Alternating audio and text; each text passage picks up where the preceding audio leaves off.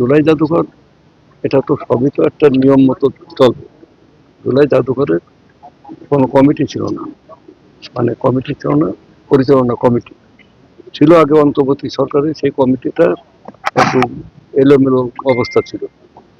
আমরা নতুন করে পার্লামেন্টে বিল এনে আমরা সেইটাকে নতুনভাবে তৈরি করেছি।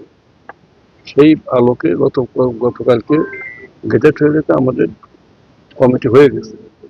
এখন আমরা সাংবাদিক সম্মেলনের মাধ্যমে আমরা এই মানে জুলাই জাদুঘর, যে কথা জাদুঘর বন্ধ কেন বন্ধ, মানে জাদুঘর আমরা কমিটি ছিল না, পরিচালনা কমিটি ছিল না, তাহলে যে খুশি সেই করতে পারে।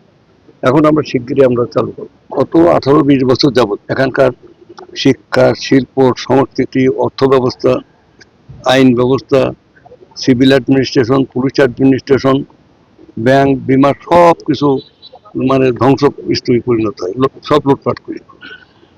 এবং সেখানে জনগণের কোনো মূল্য ছিল না, মানে ভোট হোক আর না হোক ক্ষমতা থাকতে হবে।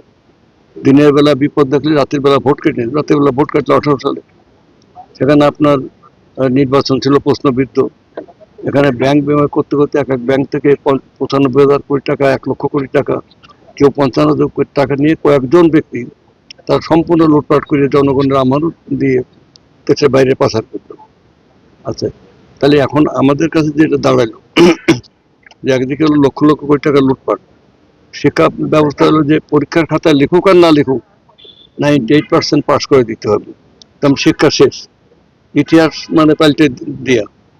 এখন সংস্কৃতি সেখানে তো মানে ধ্বংস করবেই। আমরা নির্বাচিত একটা গণতান্ত্রিক সরকার, 100% নিরপেক্ষ ভোটের মাধ্যমে বিপুল সংখ্যাগরিষ্ঠতা নিয়ে আমরা সরকার গঠন করেছি। আমরা নিরলসভাবে কাজ করে যাচ্ছি। আমরা আমাদের দেশ, আমাদের জাতি, আমাদের সংস্কৃতি, আমাদের শিক্ষা, আমাদের যা কিছু ঐতিহ্য সবকিছু আমরা পুনরুদ্ধার করে আমরা যে এই অঞ্চলে, এই বাংলা না শুধু পৃথিবীর মধ্যে একটা শ্রেষ্ঠ জায়গা, এটা আমরা প্রমাণ করে ছাড়ব।